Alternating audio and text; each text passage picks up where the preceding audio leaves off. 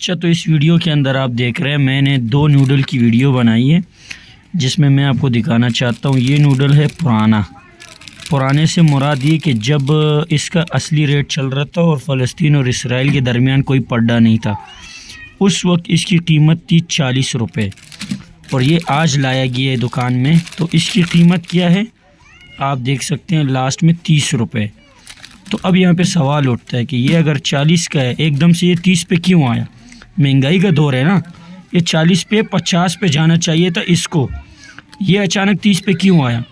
اس کے پیچھے جو بات اصل چھپی ہوئی ہے نا وہ ہے اپنے پروڈکٹ کو سستا کرنا، تاکہ ہم مسلمان اس کو اس طریقے سے خریدیں کہ جس طریقے سے ہمیں ضرورت ہے۔ آپ خود سمجھ سکتے ہو اس بات کو۔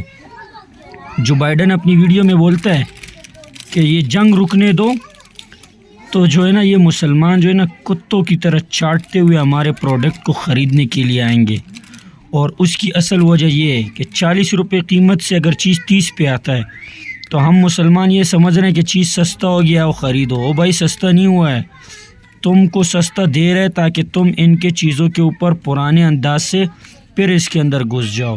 جس کا ایمان مضبوط ہے میں صرف اتنا کہوں گا کہ وہ ان چیزوں کو نہیں خریدے گا۔ صحیح ہے، پوائنٹ کی بات یہ ہے، ہم نے یہ صرف ویڈیو کے لیے لایا اور آپ کو دکھانا چاہ رہے تھے۔